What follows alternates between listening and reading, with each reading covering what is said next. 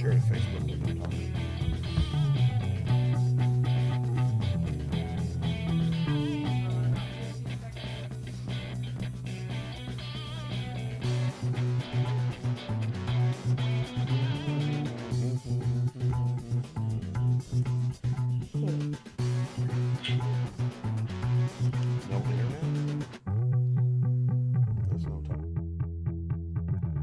Live from Venturex Studios, it's JP, Kathy, and the crew. Hey, good Wednesday morning. That's right, it's JP, Kathy, and the crew. Why are you saying it all weird like that? Because I want you to do this. I like it when you do this with your teeth. Yeah, it's the non-smile. Yeah, my husband knows this look well. Now, you ready for this? You ready for this, though? Guess what? I captured the younger audience because Bree was dying laughing. That's all I'm saying. Okay, I don't know if she was laughing with you. It may have been laughing at you. Well, I'm hoping. Thank you, Bree. And the crowd goes wild. Well, tell you what, we have got a great Wednesday morning. It's going to be a little cold out there this morning. Watch for temperatures to drop today. Whoa. It's going to get chilly. Is it? Yes. Actually, it did drop. Yeah, Santiago chilly. We're going to all head there. Just kidding. It did drop. It's going to be up to 52 today. Yeah, but it's going to drop, though, because that northern wind's coming through. Well, not till later. Well, okay, it's still today. I didn't say this morning. God, it's typical. It's typical January. Where is Baby Yoda at? We need Baby Yoda to give you some happy thoughts. It's typical Texas weather in January. Happy thoughts. There we go. Now I got happy thoughts. I'm probably getting in trouble one day for playing these without some kind of copyright or something. You don't. Oh, like it. So, it's all Baby Yoda. We have got Dr. Good, as you can see, center stage. Who's shaking her head our going, pub please. ed education expert on all things pub ed and advocate for public education as well. So, good morning, Dr. Good. Morning, everyone. How are you? Man, I'll tell you what, I'm on fire already this morning. I think I had a steroid He's a mess. shot. Yeah, he's a mess without coffee. This is scary. Something like that. Well, I don't know if you caught the news last night, but you had a major district from around here talk about their grading policies, and I thought we'd maybe bring that up today because the pandemic is causing changes everywhere, right? Yes. Fort Worth ISD has now said that they're going to change their grading policy and allow kids to have second chances to retake tests, to redo work and assignments. What do y'all think about that? Well, I don't know that that's new. I think Fort Worth is behind the times. You know, my daughter's biggest complaint with Allen ISD was the fact that when she went off to college, okay, she failed her first college algebra test. So she went by the professor's office and said, hey, man, when does the retake on this? Yeah. And the college professor looked at her and went, the next test, study harder. Yeah. And sent her out of his office, and she almost started crying. She's like, Dad, Allen ISD disserviced me by letting me always make up my tests that I didn't do well on. I think Fort Worth's behind the ball on this deal. And are they doing their students any good? Are they preparing them for college or life? I don't get a redo on my water bill. Pay it every month or we shut you off. Yeah, I've never been a fan of that. Yeah, but these are unusual times, right? And so we don't have teachers at their very best, right? We don't have students in their best environments. Even when they're face-to-face, they're not in a normal school environment right now. Oh, not at all. Do we punish the kids by saying we're still going to have strict grading policies even when we're in the midst of a pandemic and nothing is how it used to be? So, well, let me dial that back, though. Again, this is not new. This has been going on for years. Plano ISD had a policy where they would allow redos and makeups without a pandemic. And so my big question is, are colleges going to adjust? Are businesses going to adjust? Are we preparing our high school students? Now, maybe we do it with the lower grades and give them more support and offer them the opportunity to make up those tests or work and show them so that they get the process down, because process is always good. But at high school, are we really doing a disservice, or do they need to pivot and adjust to be ready for what we're doing now? I mean, you're our pub ed specialist. I'm just a big guy with a big mouth. Yeah, you tell us, Dr. Good, what your expert thoughts are during this time. I'm with JP on, during a regular time. I've never understood that, and both of my kids have been able to. They weren't at private school. They did not have that opportunity. Public school, when they went to high school in Plano ISD, they did have that opportunity from time to time. But now I can understand now, watching my son with the inability to interact like he used to with his teachers, and he really counted on that to take him to the next level, to clarify things. Sometimes when it takes somebody 24 hours to get back to you in an email, that's a problem. So, I've always been an odd duck when it comes to opinions about things, whether in real life or Yes. my private life, my personal life. So I always thought that we had a misalignment between the high schools and the colleges, because we do have, for example, and Kathy, you can identify with this more than almost anybody. You've had two kids go through PBL school. Right. And what does PBL school teach you? It teaches you to work in a group, to work together, to collaborate, to learn how to present together as a group, to come to consensus, blah, blah, blah. Yeah. And what if we send those little kiddos off to some colleges? It's lecture, it's 100 people in the room, it's a TA grading, you're lucky to ever talk to the professor. That's a huge misalignment, especially if our businesses are telling us that the PBL model is what they want to have us train their kids in preparation for the workplace, and then they get to the colleges. Right. So maybe instead of saying we need to force the high schools to be more like colleges, maybe we need to have that discussion With the colleges. Conversation with the colleges. And as you were talking, I was wondering, I wonder if I need to find a couple of college professors, especially at Collin College right now, and great ask idea. how the pandemic has impacted them. You want me to try to do that? Yes, tonight? I think that would be fantastic. We can go through either Fred Moses or Dr. Bob Collins, and who I know you're friends with both of them, and get some folks. Yeah. Everybody's everybody. So we've got those are And good. Bree wants to help too, Dr. Good. Oh, and Bree's raising her hand. She was nodding when you were talking about the disconnect. And she is a college student, but she's also working in the real world, runs her own trucking company. I do know that my kids, as far as their skills working with a superior, working in groups, doing presentation, PBL schools have been a huge help to them. So kind of in the real world, PBL is what you need. But you're right. Then if you do a stop, you start PBL and then you stop it in college and then you start it again when you get out in the workforce, that may not make sense. There's a disconnect there. Yeah. So, and I'm going to be on this forum next February 11th with I think he is Bob King, if I'm remembering correctly, the head of the new vocational college in Allen. And then I will also be on the panel with the Robin something from Allen. Okay. And Robin Bullock, probably. Bullock, yes, Robin Bullock, thank you. And so we'll be talking about that transition period, and I think maybe grading needs to be part of that discussion. I think so.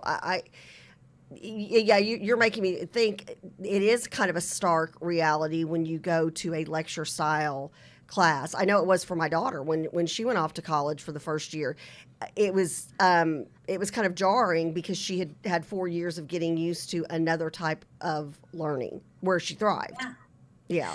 Now PBL probably helped her learn how to manage her college professors, because that's one thing that well, she had great communication with them. She also had great research skills. And so one of the things PBL does is it helps you get more comfortable working with adults, presenting to adults, sort of having conversations with adults around professional dialogue. And I'm sure those skills probably helped when they got to college, even if college wasn't the same PBL type of environment, as far as comfortableness talking to their college professors. Yeah. But still, I think as you all were talking, that's something that I haven't explored a lot. I've been sort of busy with my K-12 world, but now you've made me curious. And so I think we need to have some input from the colleges to see how have they changed. Yep. So I Agree. guess, again, I guess I go back to this as well, Dr. Good.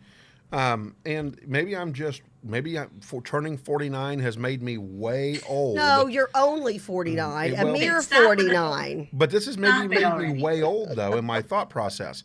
How is it we have gone through such a decline in our world ranking educationally as we have gotten further and further and further away from those educational roots and values that had us at number 2, number 1, number 3 in the world in mathematics, science, engineering? Two things. One is, first of all, other countries do not test every single kid like we do. First, let's get the secret out on the Yep. table. The United States is about the only country that tests every single kid. That even your low functioning special ed, your second language, they're forced to, Everything, yeah. and those are everyone. counted in all of those scores. That's number one. Number two is we have so many kids from poverty, and really funding has not kept up with the type of kids that we are working with. We're working with second language. We're working with those special kids, dyslexia. And remember, it's just the last legislative session that dyslexia got a little bit of money. We had unfunded mandates all of these decades around dyslexia. We had to do it and didn't get paid for it. So there are so many things that we've had to do as school districts that other districts around the world, other countries around the world haven't had to do. They're in Russia and China, they don't just do one type of math every year. I mean, that is something that we have to wrap our brains around. They have several classes of math every year to get them very mathematically inclined. We don't do that. We have algebra 1 in ninth grade, and then we do either geometry or algebra 2, depending on the district. You see what I'm saying? I mean, we isolate, and so we chunk out our math so that it becomes just another something on the checklist to get through versus embracing math as a total concept that we need to help kids embrace and understand its place in how it works in the world that we live in. Right. So it's really apples and oranges when we put our kids up against the rest of the world. Right. And oftentimes, John, when our math scores are going up against math scores in China and Russia, it's only against their strongest math kids.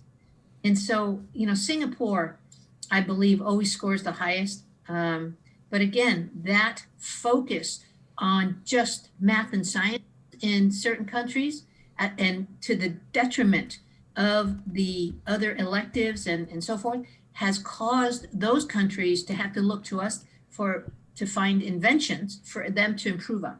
And that's a well-known, that Korea and China, they've looked to us to invent things, right? In the tech world. And then what do? Then they take them to the next level. But because of the type of scientific and mathematical,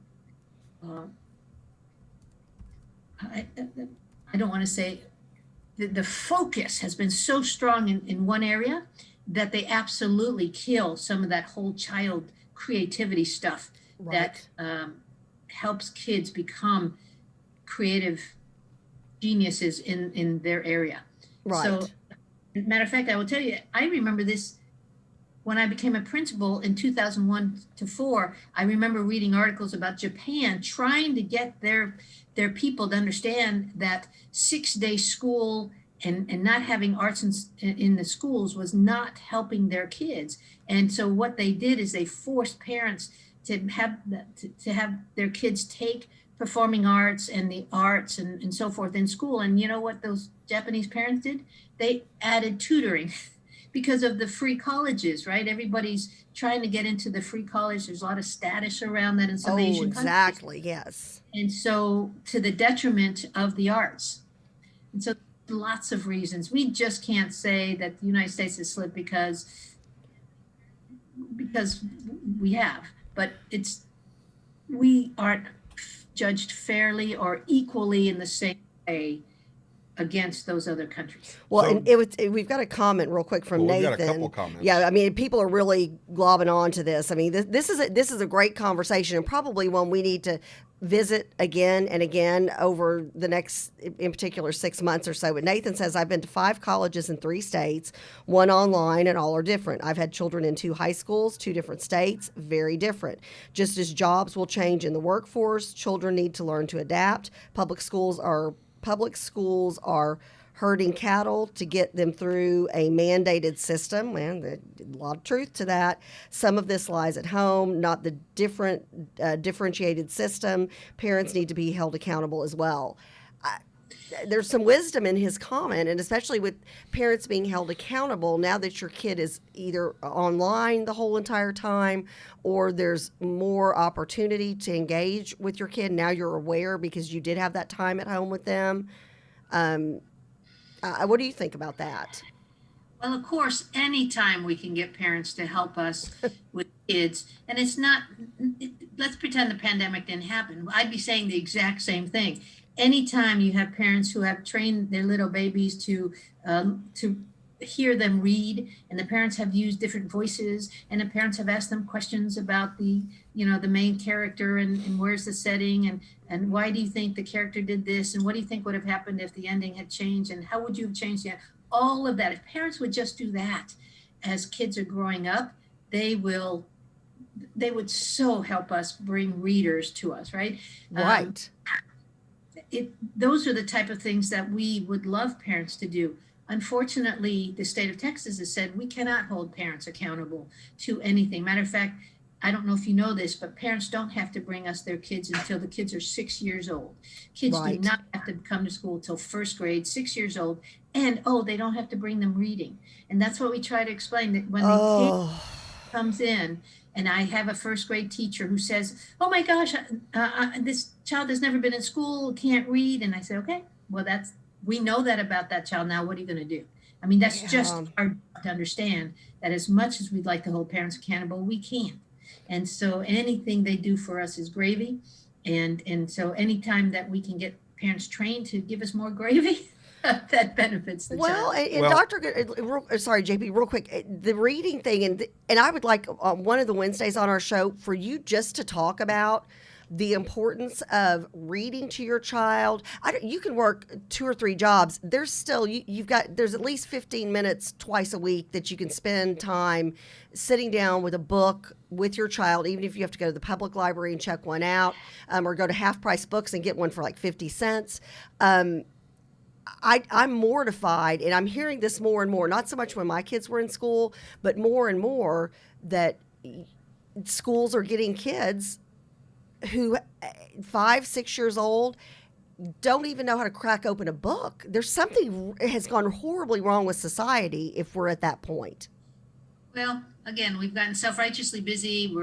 Especially if you work in poverty communities where the parents are just into surviving. And, the Maslow thing just tells you book reading is not on that lower tier. And so, that's just... So, Dr. Good, other comments coming off the feed. Michelle goes on to say that her daughter said that there's a huge difference between online learning versus classroom learning. Prefers the classroom. She hated online learning. Nathan continued to say, my daughter's a high school teacher. The kids aren't there to learn. They are there because they have to be. Parents do not care. Gail says, my daughter went to UTA, UTD, and is now at BYU. BYU is beyond superior, and the other 2 were not just difficult to navigate, but professors weren't accessible. Oh, interesting. And then, and then another comment, my son said online, he feels like he's learning nothing new, and that I think is coming from our friend Kathy. That was me, You know, I guess here's my thing, Dr. Good, and we don't have much time left because we've got a hard stop with our Senate Minute coming up with Senator Angela Paxton. Dr. Good's going to stay on to say hi to her real quick. Right. They're friends. So I guess, and we really do need to crack this nut and really have this conversation, this hard conversation. I feel like education is a big old wheel. And in some spokes, we're doing a great job. In other spokes, we're not doing such a great job, and we're doing a disservice to our kids. I think in speaking with education, we need to break it up into that big wheel or pie chart, whatever we want to call it, and really start to assess what are we doing well, what are we not doing well, and what are we doing as a disservice to our students, what are we doing as a service to our students, and really blow that up because, I guess I come from the old school with athletics, speech and debate, FBLA. It was, here's the task at hand and you have to get it done. You need to figure it out. Here's your guidance. And it was like when I was on the football field, I didn't get a retake of the 4th down. When it was 4th and 1, if I didn't make it, we turned the ball over. It wasn't, well, okay, I know you guys didn't pass your test real well, so we're going to test you one more time. We're going to give you a retake. No, the retake was the defense has got to take the field and take the ball back. And in speech and debate, I didn't get a second cross-examination. I either got it right the first time or I got scored down for it.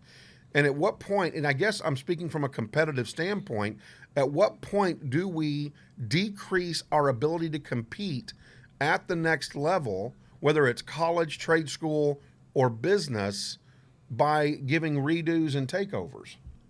Or am am I old? And write that down. Write that down. We sure don't have time for that today. And I sure have time, though, to say hello to Senator Angela Paxton and to say thank you. And Angela, you don't know this. Hold on one second, Dr. Good. I want to make sure we've got Senator Paxton, but she's sideways. But she can, but she can still there hear. You go. Now, Angela, she is sideways with bad policy. Wait, is it better? You're good now, Angela. She's sideways with bad policy. She's just not going to. Nobody's as good as Dr. Good, though. There you go. So, Angela, you don't know this, but I wrote your office a couple of days, well, maybe 3 days ago, and I asked for you all to consider bumping teachers to the head of the line, and your office got back to me within 48 hours. And I want to thank you for that. You are a rare bird for that. And because I write people, and I want to thank you for that. Unfortunately, you weren't real firm about the fact that you guys can do that yet. But I think it's important that I model, because I'm not only using my rights as a constituent, I'm modeling for people, for parents, for other constituents, what we need to have them do to have you guys hear their voice. So thank you. I wanted to brag on you. Well, you know what? Thank you very much. And I want to say to you, I mean, it doesn't surprise me that you're talking about, that you want to model because you're a teacher. And that's really what teaching is. And, when I was in the classroom, one of the things that I loved doing was working with students, and particularly in developing leadership and those sorts of things. And I had the chance to sponsor organizations that were about leadership with kids. And you can define leadership in a lot of different ways. And a lot of times people attach leadership to titles. But what I always told the kids was, every time you walk in a room, it's a different place because of your presence. So are you making it better? Are you making it worse? You're not making it the same. But to be a leader really means to set an example that's worth following. And I want to thank you for doing that, just as a person, which is the most important way, but also in the education community. And that's a whole other issue, what you're talking about with 1A, 1B. And it's something that we've been spending a lot of the time, my staff and me, talking with people about, because that first, and if y'all don't mind me kind of hitting this real quick. Oh, no, this is fantastic. That first round of vaccines, was dedicated to the first responders, and then people 65 and older, and people with certain health conditions. Those two groups, 65 and older, and then when you merge in those other health conditions, those account for about 95% of the deaths. And so that's been the real focus. However, as we all know, we aren't there yet, even with that group. But you do have my commitment that, we've got to get our kids back in the classroom, and we've got to get teachers back in there that are comfortable. But I do encourage everyone on this call, if they are interested in the vaccine, to please go on and, if you're in Collin County or whatever county you're in, go on and get on that wait list, because that right now is the portal. And it is frustrating. We're really at the mercy of the number of vaccines that we get shipped from the federal government. Those numbers have not been particularly accurate for our ability to project. Collin County stands really ready to dispense efficiently and effectively, but we need the vaccines. Right. So for people that want them, and I also realize there are people that are not interested in the vaccine, and I want to protect their right as well to not face retribution for not taking the vaccine. So both of those stand true for me, and I'm very committed to it. Excellent. Well, Dr. Good, thank you. Yeah, thank you for letting me say thank you, because that was important. We love that. Thank you. Give credit All where right. credit is Hey, due. and don't forget, catch Dr. Good every Sunday, Absolutely. 8 o'clock at the Ask Dr. Be Good show. Love it. AM. All right. Thanks, Thanks, Dr. guys. Good. Bye-bye. Thank you, Dr. Good. Good morning, Senator Paxton. Good morning. How are you guys? We are well. Yeah, rocking and How rolling is and whatnot. everything down in Austin going? I mean, I know that it's got to be different. It's our first time to get to talk to you. What's it look like down in Austin for you to do the state's work and the people's work? And what are you guys getting into right off the bat? Like, what's the big issues right off the bat? Mm-hmm. Well, the first thing I would say is that Austin is a brighter place to me because it's only an hour away from Killeen, where my daughter Maddie and her husband Daniel and our new little baby grandson, baby Pat, live. So I love it. that's not politics and that's not policy, but he's just delightful. He's 7 weeks old now. So anyway, that is definitely a beautiful thing. But this is why we all do what we do, right? Because we care about the future. We care about future generations. And so I've got a very, very present and beautiful reminder about why it's important that we get things right. But, I would say traffic is lighter in Austin, which is, just Austin's shocking. known for its terrible Yes. traffic. Yeah. So it's a little bit lighter, and that's reflected at the Capitol as well. Interesting. We have begun meeting in session. We came in and gavelled in on January 12th. Really, there are phases, no matter what is going on in the world, there are phases to the legislative session. And the phase that we are in right now is the bill filing stage. Right. And so a lot of what goes on the floor at this point, anyway, is mostly ceremonial types of things. And so although, we're hitting things kind of lightly on the floor, it's not stopping business being done. But we do have, the committee schedule has been kind of backed up. I think they were hoping to let things, the post-Christmas, et cetera, spike that was expected, let that kind of settle down and dissipate a little bit. Right. But all of that to say, the main thing I'm doing right now is I'm continuing to file legislation. We filed 3 more bills yesterday, focused mostly on my 3 areas of expressed impact, which are education, human dignity, and the things that matter to my district that are unique to it, that have been brought to me by my constituents, et cetera. But I'm also on, yesterday we actually had first reading of the budget. So the budget has now entered the picture. And that is Senate Bill 1. That's the one thing that we are required to do constitutionally, is to pass a budget. So now everyone is sort of making their way through. It's bigger than the Bible. So wow. So it's about 8 inches. Golly. It is a big thing.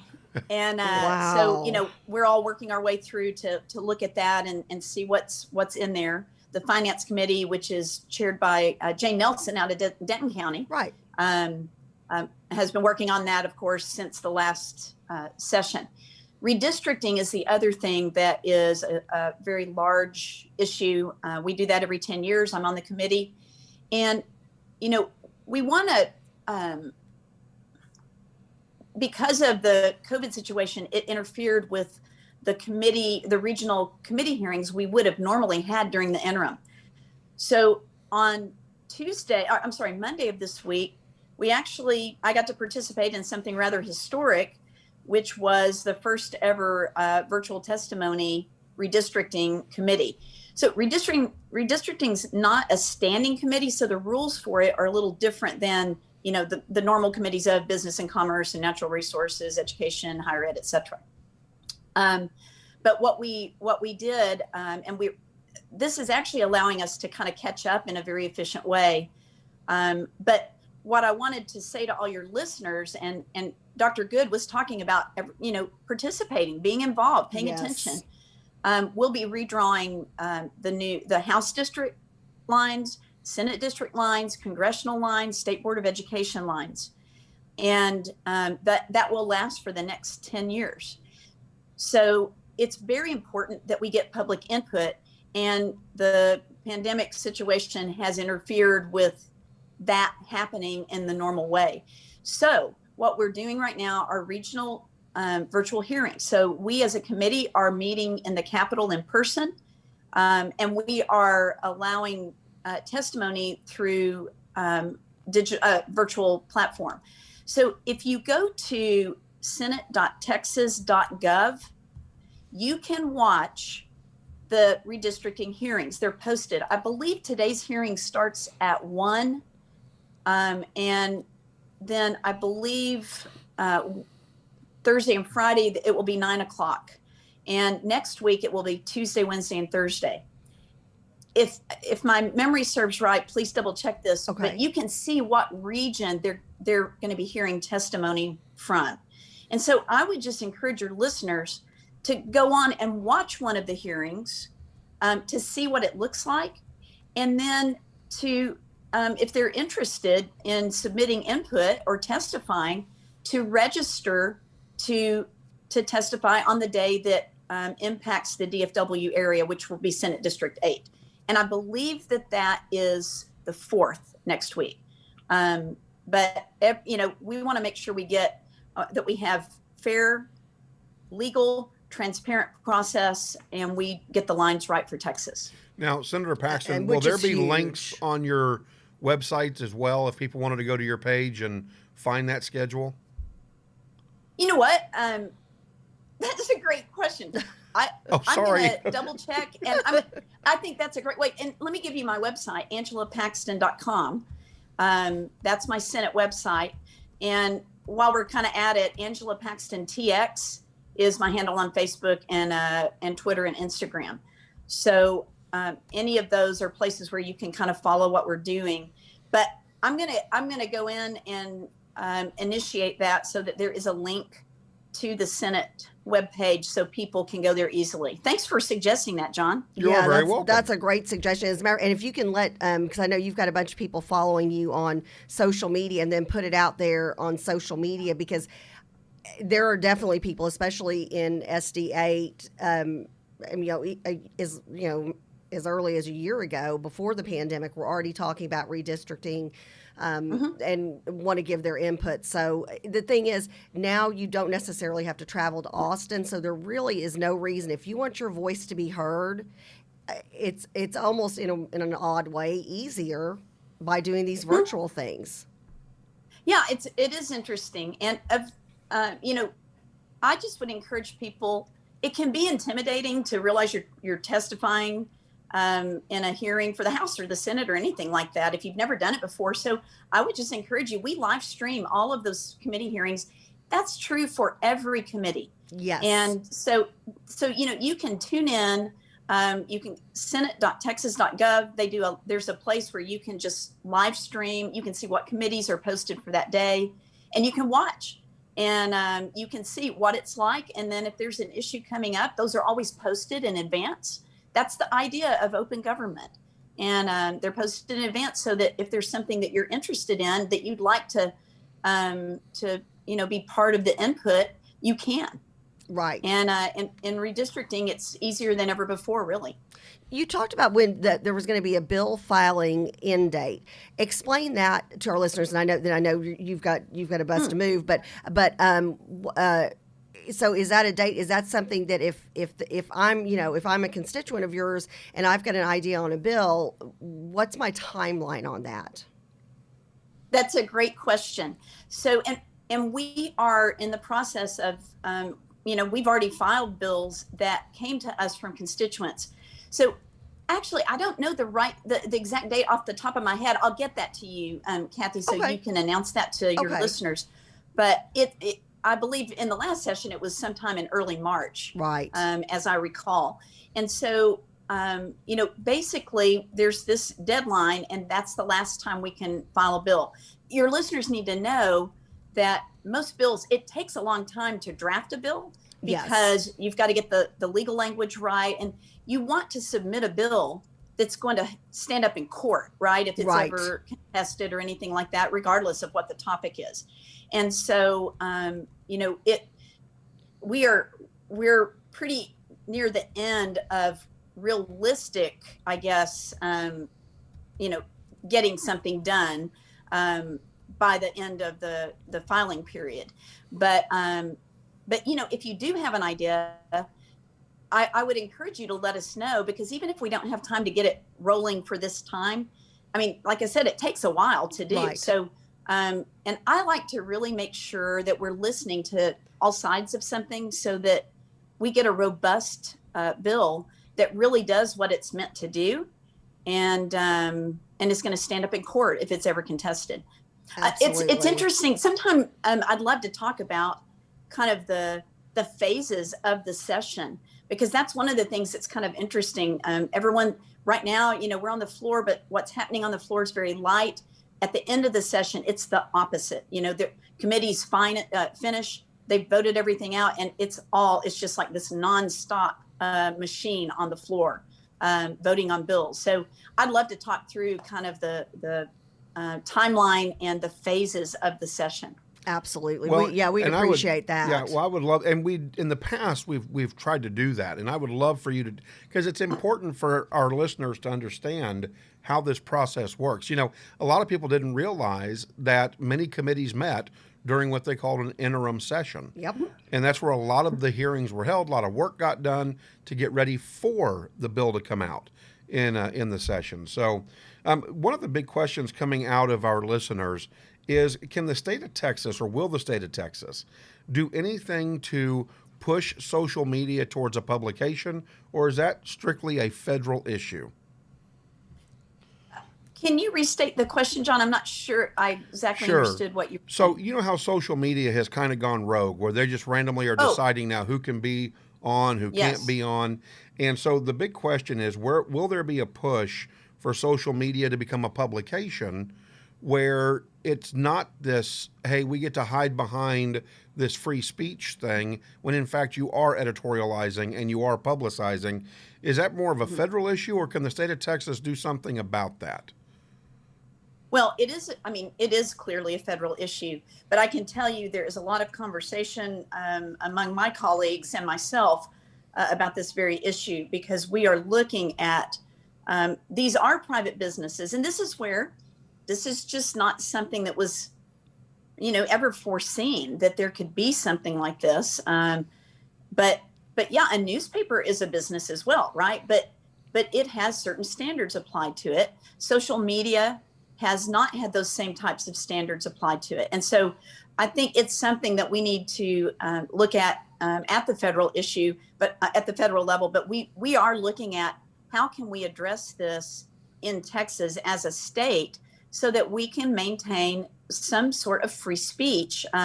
This is a foundational part of what it means to be American, and certainly to be Texan. And it's a problem. And I'd also like to give an alert to your listeners, kind of playing off of this. I know I received a notification by text earlier this week, I guess. Right. And it was telling, it said that my accounts were going to be pulled off because they don't allow, I'm trying to think, like it said, like profanity or obscenity or blah blah. And of course I'm like going, okay, I'm not posting something like that, right? But it was like, it was a phishing scam. If you're, PHISHING, and this is basically, this is where bad actors, they create a mock page. You click on the link, you think you're going to Facebook, and you log in thinking you're going to fix this issue, and it turns out they steal your information, right? So I recognize that was probably what it was and passed it along to some people. But watch out for things like this, because as people get upset about things, there are always people looking to exploit people's fear or anger or righteous indignation and do bad things, right? Right. So Yeah. keep an eye out for that too. Yeah, Will be. that's Well, I scary. don't, One of our listeners said, "I'm really glad that Senator Paxton's page hadn't been shut down. She's a Republican from Texas, and she still has her social media still has social media going. Awesome. So they're happy to know you're still on. Yeah. So, and my comment back to him was, we're all going to start having to hide because of the liberal social media takeover of 2020. You know, I mean, we're going to just have to cloak ourselves to be able to continue to get our message. I mean, it's ridiculous. Yeah. But I don't No, it want is to take up ridiculous. any more of your time, because I know we are on a time crunch, and I don't want to wear this out, because I want you to come back, because we love talking with you and love hearing what goes Well, you on down too. in Austin. All right, guys. We'll see you next week. Thanks so much, Senator. Keep Senate up the good Minute work. with Senator Angela Paxton. Right. Thank you, Senator Paxton. Thank y'all. That's great information, Well, and it's there's a gonna continue to lot be going great. on. Yeah. Absolutely, and that's the thing. I think what she's trying to say more than anything is make sure that you let your voice be heard. There's just no reason not to jump on a virtual hearing. And again, if you've never done this before and you're nervous about it, then watch the hearings. You can go on the Texas legislators page and Texas legislative session, and you can look up and watch all the different committee meetings. You can watch debate on the floor, everything. It's all there for you to see. So please take advantage of that, and then go out there. Okay, well, education committee, that's a huge committee that Angela sits on. Tell her what your thoughts are. Tell her, please don't take money away from our schools, or please do this during the pandemic, or please don't do this, or write this into legislation so if something like this ever happens again, we don't, the kids don't suffer. Redistricting, like she said, it only takes place every 10 years. And this determines, if your population has grown, do you get another state rep in your area? Do are you going to be drawn out of your Senate Redistricting is district? a big deal. It's Redistricting huge. I mean, It's huge. Eddie Bernice Johnson's district was the most gerrymandered congressional district. If you ever want to see protecting a seat, you just got to go and look at Eddie Bernice Johnson's seat. Yeah. It was hilarious. This thing looked like a half-cut jelly bean into a jellyfish coming around to one of those lava lamps. Yeah. Like little pieces of her district floating off. It was so hilarious. And so you definitely, redistricting is a game changer. And that's why in Texas, Yes. it's been so important we keep Republicans in control, so that we don't have this. I mean, we don't have a state income tax and all gerrymandering, the right. yeah. Well, and it's And interesting. on top of other taxes. Oh yeah, I mean, there's a bajillion of them we can name. It's interesting you mentioned Eddie Bernice Johnson. So this was 2 redistricting sessions ago. I was pregnant with CJ, and I went to that was when you would go, I went to in Dallas to a live regional testimony for redistricting, and it was so funny because when I got seated, I was seated literally right behind her, so I got to hear everything she was saying to her staff. And then I was like, I knew exactly what to say and not to say when I got up. I was passing notes to my friends going, oh, they're going to talk about this, so we need to talk about this here. Pass this note down, But Well- that's how she's been in office so long. And another thing, JP, and this is something we're going to debate. Coach Quigley had asked for us to bring this up. A number of members of the crew have started posting about it on social media. And I think there are quite a few conservatives that have gone from, hey, term limits for Congress are we the people voting. I think people are changing their mind on that. And I would love to hear what the crew has to say about that. We need to do you need to do a big debate, set up a debate thing for us one day on the show. And I can do that. We'll get some people, bring them in, and Would we'll love do a it. big debate on it. Would love it. And here's the thing, right? So you've got conservatives on 2 sides on this. Number one, you've got conservatives that say we don't need term limits, because then you're turning the government over to the bureaucrats, because bureaucrats don't have term limits. First of all, good morning, Jamie Cook. Welcome back. It's been a while. Good Hope everything's going well with morning. you. they say that the bureaucrats end up running the show. Bureaucrats have a tendency to have an entirely different perspective than liberals or conservatives. They're more of an entrenched government perspective. So there's a concern there, right? So if we go to term limits, then the representative that's been elected isn't really running the show. And what he means by the bureaucrats, if you're new to this and new to all the political stuff, he's talking about the staff that gets entrenched, that gets in there for a long time, and then they want to protect their own turf and their own job and their own future security. So Right. it becomes something other than responding to we the people. Absolutely. And so the second train of thought is we need term limits so that we don't have this entrenched representative that represents the people. And we need to get fresh blood in there. We need to get fresh ideas in there so we don't have the kind of things that have been going on during the presidency of Donald Trump. And you're seeing it now, yesterday, on the vote that Senator Rand put up, which was more of a test, which I thought was ingenious, by the way.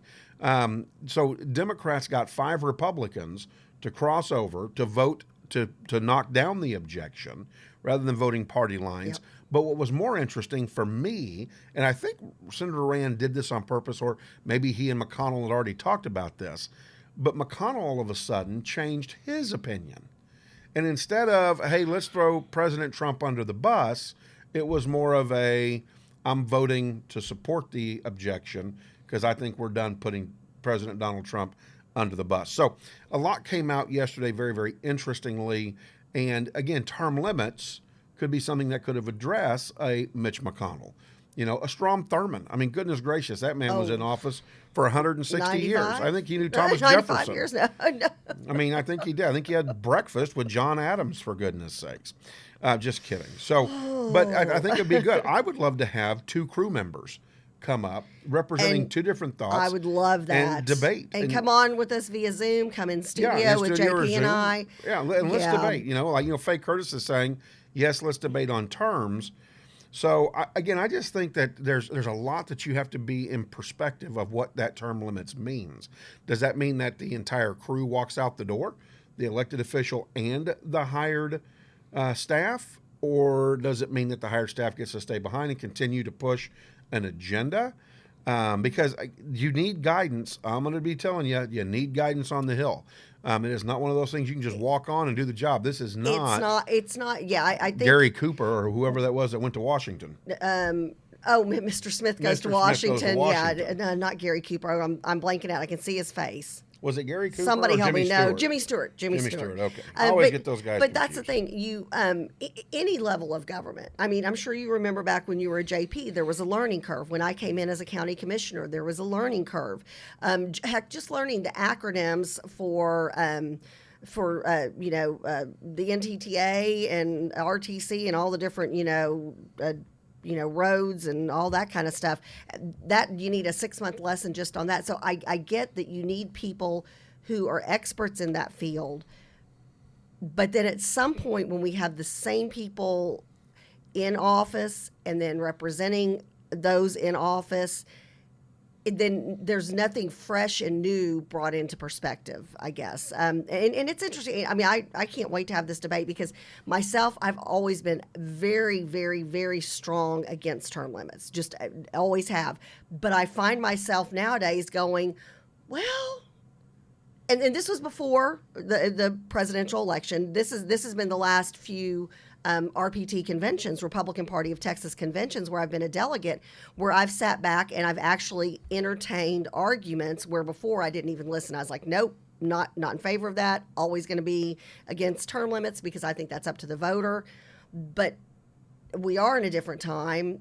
There are term limits for the president. I mean, was that the 22nd Amendment, I think, that brought about the 2-year or 2-term limit for the president of the United States? I don't know. I'll be very anxious to hear what the crew has to say about this because I'm now actually open to listening at this point, which is a huge paradigm shift for me after 30 plus years in politics. I remember when Newt Gingrich and the congressman from here, from the Denton County area, what was his name? When they put together the Dick Armey. Thank you, Dick Armey. Yeah, Congressman Armey. Yeah. When they came together and they were talking about term limits and we need to do term limits, and and This so, is when they did the contract with America. Correct, contract and with everything, America. during Bill Clinton's time. Correct. Yeah. This particular question comes up during the reign of a Democrat. And then when Republicans have the reign, we stop talking about term limits, or that number of people talking about it reduces dramatically. And so I've watched term limits. I've listened to term limits.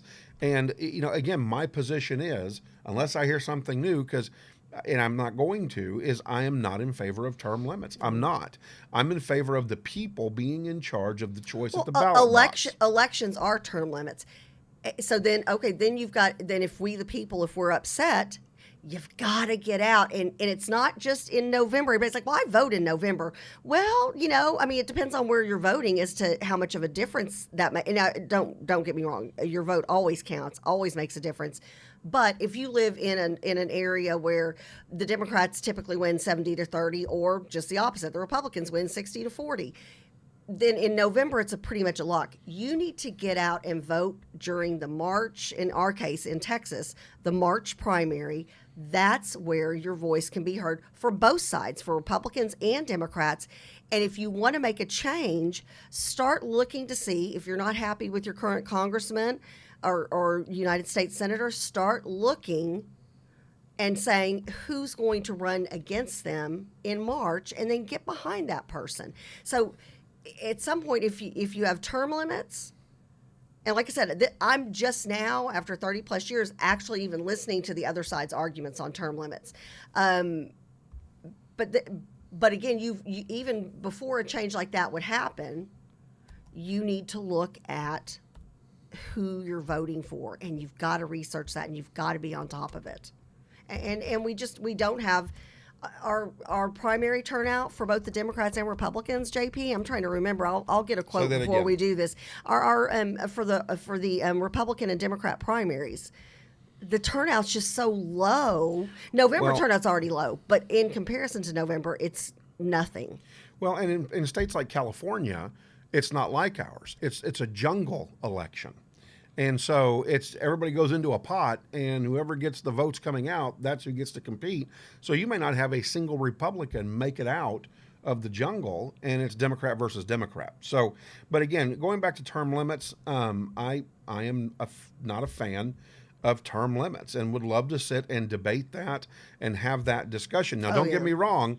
I mean, I would love if I could term limit Nancy, Pelosi.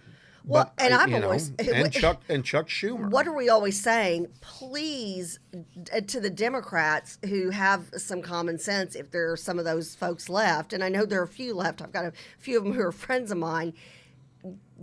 Get her, and again, a Nancy Pelosi. You can't take, like Fred said. He goes, I knew where I used to live. He's like, I knew my vote wasn't going to count because the Democrat was going to win no matter what in November.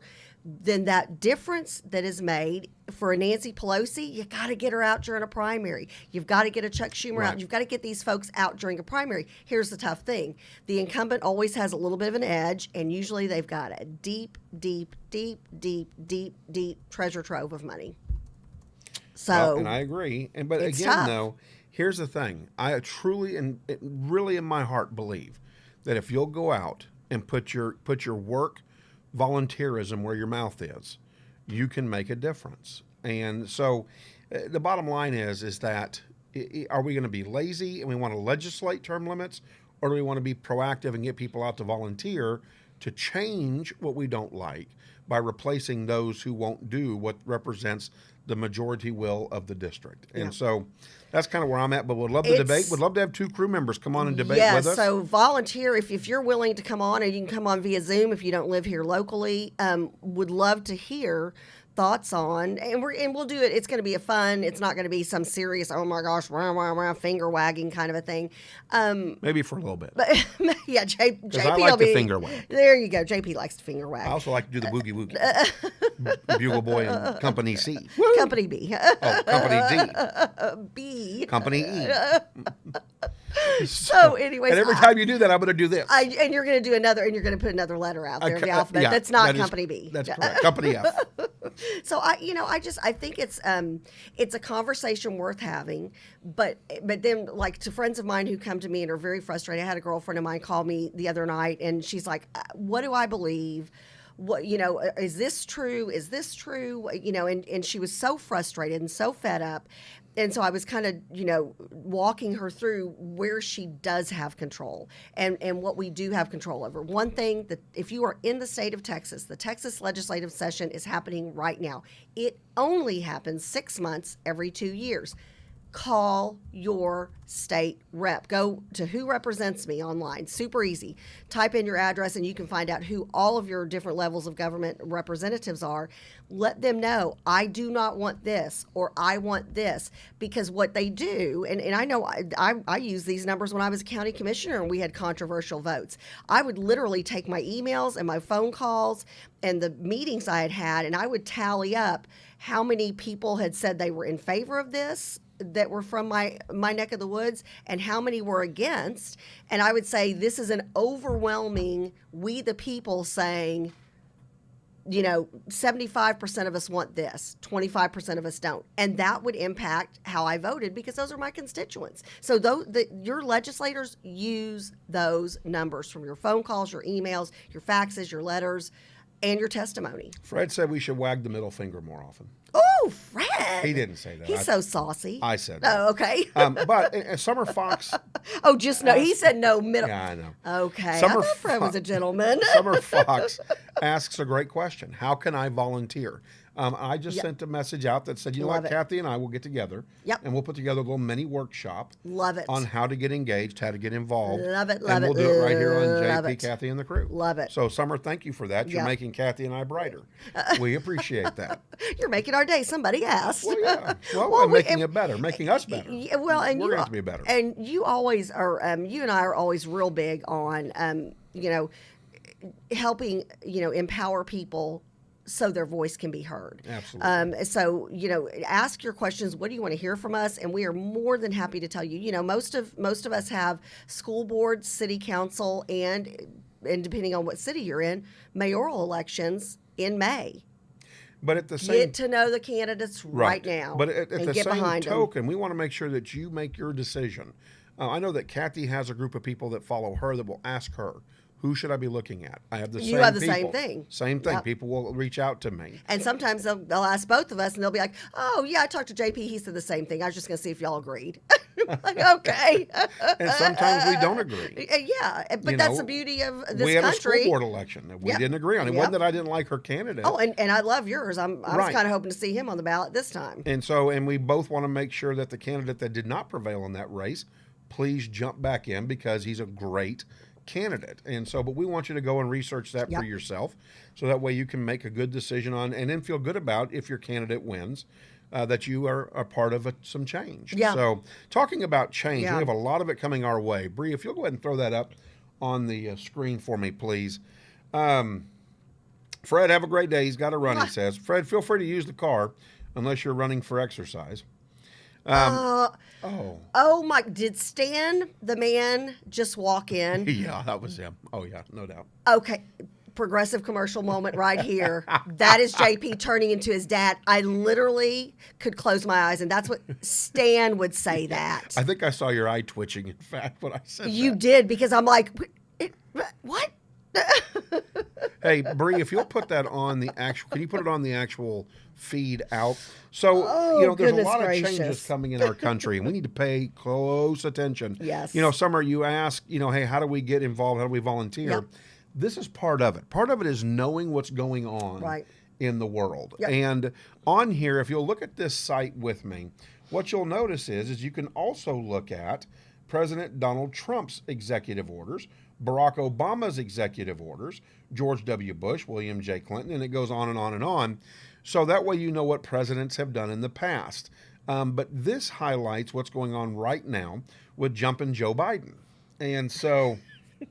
Oh, nicknames. Oh, they're all coming out. They're all you coming got a out. bunch of them. As Gail pointed out, at this point in his presidency, Joe Biden has signed more executive orders than any other president. That's because he is on a crash course of trying to undo every single executive order that President Donald Trump did. Here's what's interesting. Executive orders really didn't become a forefront until the Bill Clinton, George Bush, Barack Obama era, where it was like, wait, where's all this coming from? Especially Barack Obama using executive orders heavily to control the federal government. And so it's interesting, and that's what an executive order is supposed to be for. It is to direct the employees and staff members that run the federal government. It's not legislation. It's not to be used to legislate. It's to take what is already there and put it out to work for what that president wants to do. So I highly recommend, and just to cover a couple of the top ones, his last one he signed January 22nd was to protect the federal workforce. Then he had the economic relief related to the COVID-19 pandemic, a sustainable public health supply chain, supporting the reopening and continuing operation of schools and early childhood protection or education providers, protecting worker health and safety, promoting COVID-19 safety in domestic and international travel, improving and expanding access to care and treatments for COVID-19. So on its face, when you read these, you might think to yourself, oh, these sound like these are good. Like, we do need this kind of thing. This is what the federal government should be doing. Watch what you ask for, and watch which powers, as we the people, you are willing to turn over to the government. So I would highly recommend you click on these because you can read them. They're not crazy long. If you look, you'll see that most of them are 3 pages. Some of them are 4 pages. Read what's in those. Yeah, the titles sound like they're pretty good. And then when you look at something like this, break it out into 3 dimensions. Don't just look at it on its face. Look at it on its face. Look at it on what impacts it's going to make on the opposite side. And then make sure you're always understanding what's floating in between. What does this thing really mean for both sides, and why are we doing it? And that'll start you off, Summer, being a good volunteer, is educating yourself on what's going on, understanding what's going on. And if you don't understand something, reach out and ask people, because I have to ask people. I have called many a state rep, many a state senators, many a U.S. rep, and said, hey, what does this mean exactly? Yeah. If there's language you're not sure on, which a lot of times, unfortunately, and this is at all levels of government, a lot of the legislative type wording is confusing by nature. The way it's written, sometimes it seems like double talk or, a double negative. Anyways, it can be very confusing. Don't be afraid to call somebody. If you get to the point where you call your congressional office on a regular basis, you've got an opportunity to, maybe there's a legislative aide who you can say, hey, you know what, can I put you on speed dial? And as I go through these, can I call and ask? Usually, and if they're not, Van Taylor's office, Congressman Taylor's office, Johnny on the spot, have never seen anything. They are on top of any issue you call about right away. If they can't answer it immediately while you're on the phone, they will circle around and get back to you. So that's an office that you can call, and you can say, I'm from Congressional District 3. Here's my question about this, and somebody will get back to you literally within 24 hours. Now, if you call your congressional district or your congressional office or your state rep's office or your state senator's office, which you don't have to worry about here with our own Senator Paxton, they get back to you right away, as Dr. Good was saying. But if you call and you leave a voicemail or you send an email and maybe you get thanks for your email, we appreciate you, and then you get crickets, that's when, during a primary, you need to find out who's running against that person, because there's a problem if we, the people, don't get a response. Well, but also make sure you are fully versed on who it is you are supporting in opposition. Yep. Because sometimes you don't. Sometimes you get worse than what you had. Yes. Just sometimes saying. It's the lesser of two evils. So, because a lot of good people. It's tough running for office. You've run for office. I've run for office. It's not an easy gig. No. You literally put yourself up to be just shot down when you're at the grocery store. I've had people come up to me in the grocery store and I can't believe I ever voted for you. Okay, well, thank you. Can I get the milk? So it's not an easy gig, but look for good candidates or step up yourself and run. Absolutely. You know? And so I've sent you in the feed the website that you can go to look at all 19 executive orders and make yourself aware of what the president is actually doing and what he is saying. And on a future show with Dr. Good, something she and I talked about on her show this past Sunday, and she's going to talk about it on one of our shows when we've got time, which there's always cutting, or breaking news in education, so we have a hard time getting to it. But we're going to be talking about specifically Joe Biden's education plans. And here's the thing, some of these things sound great. Like there's a thing about having more mental health workers, more counselors, more people to deal with, the mental issues that are going on in schools today. And it sounds like a great idea. Where's the money tree? Right. I just wonder, where are you getting the money from? Right. Well, absolutely. Is gas going to be $9 a gallon? Well, gas is going to go up because one of the things that's happening right now is this whole I want to be a part of the climate control world. Oh. And suspension of drilling for 60 days. Help me. Suspension of all licenses that have been issued on federal lands for drilling and for oil resources to be pulled off. All kinds of bad things. Watch your gas prices are about to go to where they were 3 years ago, where we're paying $3.69 a gallon for gas. Welcome to California. You have been California-ized and New York-ized as well. So interestingly enough, I would be remiss in not talking about the pending impeachment trial as it approaches. And what's interesting, again, I go back to now the fact that Senator Rand Paul put up this huge objection, which, and again, I haven't read the part. I need to read this part of the Constitution. But he says that when you're not holding office, there is no impeachment. It's something you do while someone is holding office. And so I'm wondering. Which was my thing. I'm like, hey, and have you noticed, squirrel real quick, have you noticed, and I know you don't watch TV, but you get lots of news feed stories. Correct. I'll even, if my husband has the news on or has, one of the news channels on, people are still literally, they can't let go of Donald Trump. They cannot stop talking about President Trump. It's like they're so obsessed. He's not even on Facebook or Twitter or anything right now. And he is still taking up so much rent in the liberal media's head that it's crazy. Have y'all noticed that as a crew? Have y'all noticed that? Okay. Right. Go back to you, John. Okay. Back to you. So the key is that we're looking for 17 senators to cross over to convict. Well, they only got 5 to try to knock down Senator Rand Paul's objection. Joe Biden has come out and even said that it's not going to happen. Impeachment is not going to happen because there's not going to be 17 senators. On an exclusive interview in the West Wing just for CNN, which, again, look at the shift here. Oh, the irony. We are polarizing on both sides. Shame on all of us, right? Because this is what's going to tear down the country is this polarization. Well, we're not a news show, so we like to give our no, opinion. It's all for entertainment. I'm not talking about JP, Kathy, and the crew. I'm talking about what we're doing as parties, what we're doing as in politics. We're only going to give exclusivity to CNN for a basic comment on the impeachment trial. Why is that something you just do in the White House briefing, or why aren't you in the press conference somewhere?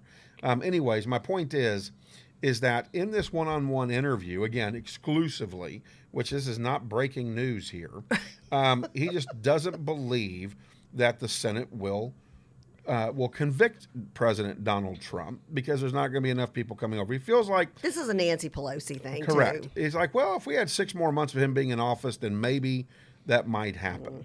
But it's just not going to happen. But then he says in the other side of his mouth, this does need to happen. Now, what's funny is in the CNN interview, he says, even if this pushes back my committee appointments and the cabinet, I'm okay with that because this needs to happen. But then on other news channels, he's saying, we need this to go away. This has got to be taken care of. I need my committees put together, my cabinet put together, and this is delaying all of that. This is that double talk because he is an entrenched establishment politician who is used to talking out of both sides of his mouth, isn't used to the fact that everybody can get anything you've ever said in the last 5 minutes and put it out online. It's he's used to this. He plays the political game. How do you think he got rich off of being an elected official? Right. How do you think his family got Super rich. off of exactly Offering yeah. countries and pipelines access to him through his son. For $1 million, you can see my dad. Okay, and not like that's going to The change. big guy. Yeah, the big guy. Yeah, the big guy. You know, and so, but then it's funny, he'll say he doesn't endorse impeachment. But then this needs to happen.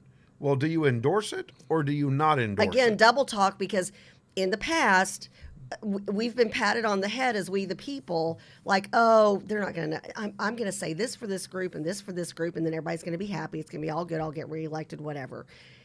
Now people are paying more attention, and they're like, wait a second, you just said this over here, 2 days ago. Well, which is it?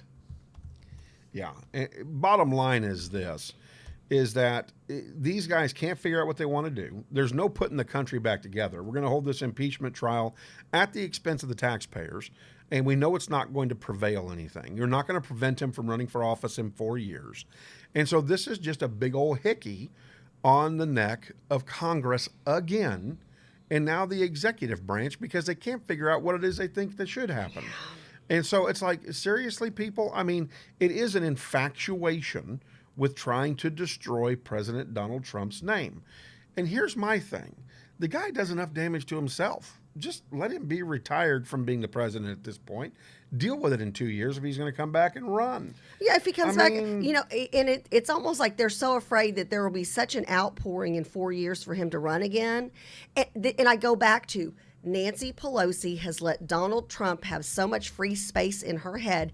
He is no longer president, but he still takes up rent in her head. And so everybody's still obsessed with him. And they are, and they're going to be. So, you know what? I mean, look, the man has been, taken unfairly, in my humble opinion, off of Twitter, off of Facebook.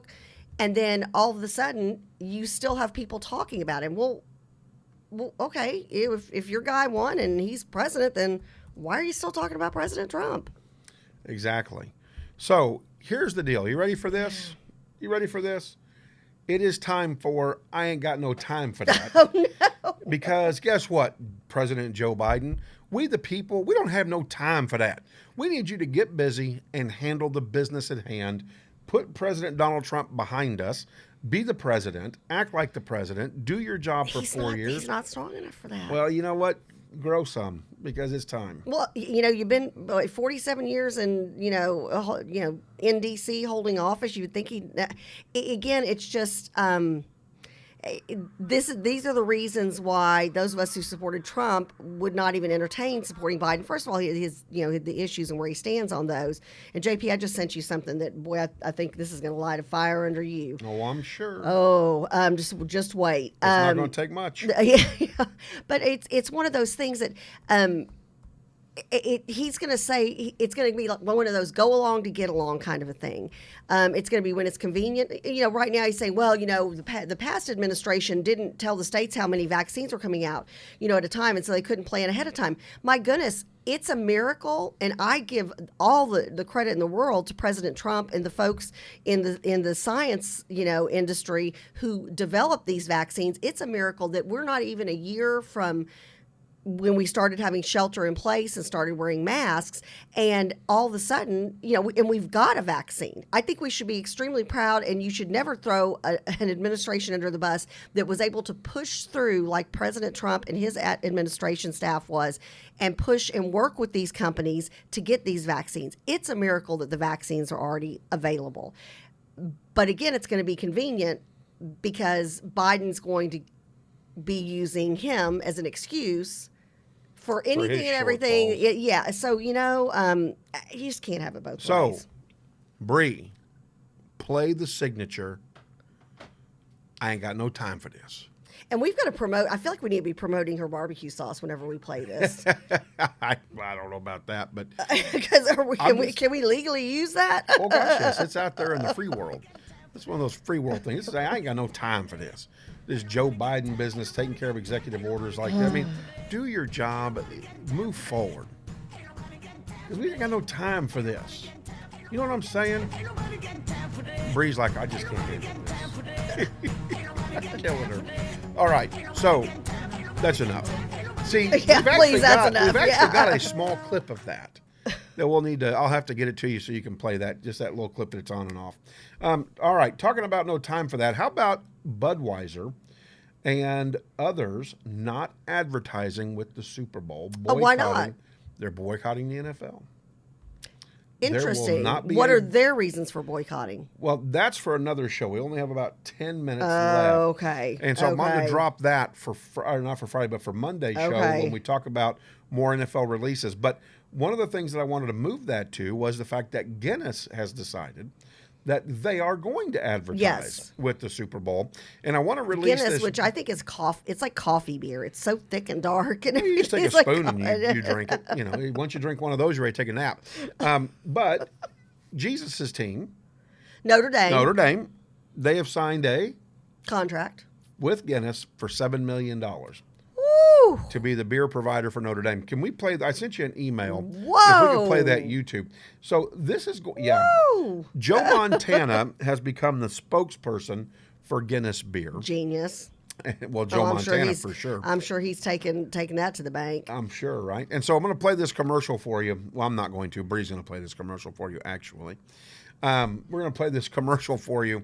And this is going to be something that you're going to see similarly in the Super Bowl as they start to release some of the Super Bowl ads. And so, Bree, if you want to put that on the screen and turn our volume up on that. But who doesn't love Joe Montana? Oh, love him. I love Joe Yeah. Montana. So here we go.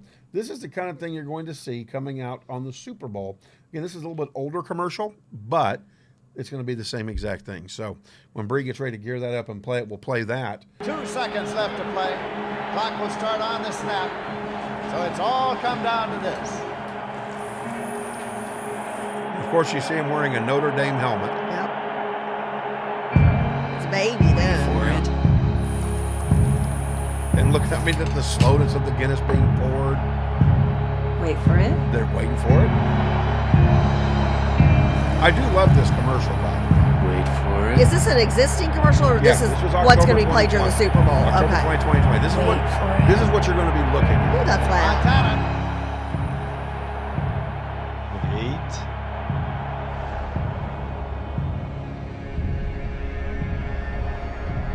The whole Irish pub. Yes. And it's a touchdown. A touchdown. Good things come to those who wait. Oh, that's because it's such a thick beer. Right. So it's so. Well, you got to wait for the head to develop. Okay, so is he going to be? So is he spokesperson again for Guinness Guinness, beer? So he'll be doing another. Was this a Super Bowl commercial back No. in the day? This was just a No. regular commercial. October 28, 2020 is when this commercial came Okay. out. Okay. As they get ready to gear up for the Super Bowl, because Joe Montana will be featured in a commercial for Guinness during the Super Bowl. So stuff is starting to roll out. Of course, you know, I've already told you this. I like the commercials almost better than the game. Because Oh, well, a lot of times the when it's commercials are fantastic. like when it's teams that like are mortal enemies of the Dallas Cowboys, I'll just watch the commercials. Yeah. And maybe halftime, depending on who's halftime. Who's halftime this year? I forgot. I'll have to look it up. Somebody help us out on that, because I know they've announced it. I don't know. I'm trying to think. I couldn't tell you. who the halftime. But some of the person other ones is. that you will not see, Coca-Cola will not be a part of the Super Bowl.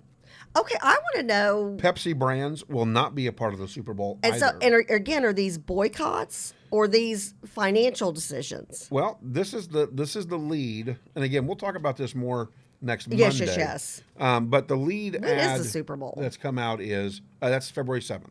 Oh, well, Budweiser it's becomes just around the corner. Yeah. A week from Sunday. Yeah. Okay. Budweiser becomes latest Super Bowl commercial stalwart to sit out this year's Interesting. broadcast, and so they're taking a pass. They announced Monday that it's foregoing its annual Super Bowl commercial slot for the first time in 37 years, joining fellow juggernauts Coke, Pepsi, Hyundai. Because Pepsi always, like, they used to have Michael Jackson. They had, wasn't it Cindy Crawford that did the big commercial where, she was in shorts and the young kids were kind of or teenage boys were looking at her from afar. Did you see who the Super Bowl entertainment is by any chance? Oh, it's the weekend. It's the weekend. That's right. We That's talked right. about We've that. talked about that. That's Yeah. right. That's right. Yeah. Yeah. So- And now my kids are big fans of that. Well, I'm that just band. hoping the weekday will show up too. Oh, okay. Thanks, Stan. That was extra. That was Stan. I'm feeling woke this Yeah, morning. that was Stan. No, that's So, not. That's Here's that's what the woke. juggernauts are saying. Well, due to the financial uncertainty of COVID-19 pandemic, we're just not going to invest in that. Instead, we're going to reallocate our monies to the media, reallocating the media investment to raise awareness about COVID-19 vaccine throughout the year in a partnership with the Ad Council. And again, private company. That I get that. I wonder if they also. It's one of these. Yeah. I wonder. one of those. It is. I wonder if. And let me say this the right way. I wonder if these companies are thinking because the NFL viewership has gone down and down and down. Each year the viewership just is trending down, and especially during this pandemic. And there were folks who were upset, like myself, when players were kneeling that very first game during the anthem. Then I wonder if they're thinking may not be enough bang for the buck, and I get it. Then it becomes a business decision.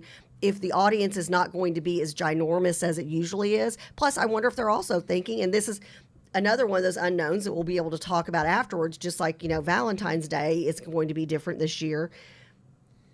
Whereas I know we used to be real big on going over to people's houses, going to Super Bowl parties, or going to to a bar and meeting friends and going early and making a whole day of it.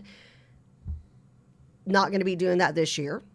The people who usually have a Super Bowl party maybe aren't having a Super Bowl party. I think they're going to still have Super Bowl parties. Oh, they will. There will be, but I don't think the maybe numbers not will as many. dwindle. You don't think they'll dwindle? In fact, I think you'll see more because there's fewer people at the Super Bowl. And I think that people are going to rent spaces potentially to create social distancing. I'll be anxious to see what people do. And so maybe they're anticipating there will be a drop in viewership. And so it starts being a numbers game. If you're going to only have X amount of million plus people watching the game versus the, 10 times more from 5 years ago, it becomes a business decision. Do you spend $7 million on an ad? See, I love your optimism. I do. What? Oh, optimism for what? Well, that's optimistic because what I'm talking about is that I don't see viewership down. I see viewership spiking because fewer people can be at the game, number one. And I'll be anxious to see that. Number two, I think, again, I go back to, and this is where I guess I'm a pessimist, I think that Budweiser, Pepsi, Coke, Hyundai, those guys are saying, you know what? We don't want to be attached because we think you've taken a hit on your character as the NFL with what you have done and how you've done it. But see, some of these companies though and they're not going to advertise. It strike me as more liberal companies, Oh, and not Budweiser. I don't think they're some of them, just some of them, strike me as, and that's one of the best Super Bowl commercials ever any year, are the Budweiser commercials with the Clydesdale horses. Those I love those. So I wonder if. For example, Super Bowl last year had 99.9 million viewers. So I'm going to take a screenshot of this because I want to see how many viewers we have during the pandemic. But anyway, so I wonder if because I view some of these companies as more liberal leaning in the national anthem stuff. That's not what they're upset about, like the rest of us are. See, I think that there's been a hit. I think that the NFL has taken a hit. I think viewership is down in general for the NFL. I think people playing fantasy football is down, and it's not because of the pandemic. It's because of the stance that the NFL has taken across the board on many things. And I would like that to be the case. I do with some of the liberal countries. And here's why I say that. Their excuse is, well, the uncertainty of the financial markets with COVID-19 hitting. But yet we're going to go ahead and drop the same amount of money into the Ad Council for COVID-19 vaccine awareness. Interesting. So the Super Bowl in 2019 had 98.2 million. So actually there was a spike or an increase last year. So I'm taking screenshots of all this so I can remember all this, just like all the alarms that I set on my phone. So I'll be anxious to see, what does viewership look like? And are people just first of all, I think viewership went up just because, and I know you wanted your Packers to win and nothing against the Packers, but I think when it became Tom Brady against Pat Mahomes in the Super Bowl, I'm watching the game now. Whereas I don't know that I would have watched it otherwise. I mean, I'm sure I would have had it on in the background or whatever, but I'm watching the game now because I want to see, a 43-year-old, quarterback of crazy talent and a 25-year-old Super Bowl with crazy talent go head to head. Well, and again, you may see numbers go up. I don't think their decision was based on that. I think their decision was based on who drinks. Oh, well, they had to make this decision way before that we knew the outcome of Yeah. the game. I mean, you've got to get your name in on a Super Bowl ad way before. Budweiser Yeah. may not have to, but for sure, no doubt about it. But here's the thing. Is there a right? space for us to advertise now? I know, right? Maybe. $7 million. Yes. But in piping in, Tio Loco said the woke culture. Nathan Wynn says NFL should have taken a hit. The robot Gale. And Nathan Wynn says, as with the NBA, and I agree. Oh. I believe the NBA. I mean, NBA, it's like, I know it's taken a hit. well, I know they Yeah. have. I mean, it's like the ABA now. I mean, nobody's watching anymore. Yeah, it's just but let me tell you, the NHL, which the Stars have won all 3 of the first 3 games. Well, and I was going to jump to that, but we're out of time. Yeah. I'm starting to hear the music in my ears. So good for the NHL. NHL has got. I see more of my friends who used to post about the Mavericks or the Cowboys. They're all about the Stars now. And I get it. Interesting, just interesting. I like the way the NHL has done this, and they've stayed politically neutral and out of it. And they should have. It's a sport. And with the pandemic, they've just handled it very, very well. I don't know. Maybe that's just the nature of the sport. I don't know. Maybe getting out of that cold ice kills COVID. I don't know. Well, I'm going to reach out. Chamberlain's like Kathy. I'm You're going not to reach a out doctor. to the Don't talk local like PR one. guys and gals over at Budweiser, Pepsi, and Coke, because we've got Would Pepsi love right to hear. here in our Yep, backyard. we do. So, Yep.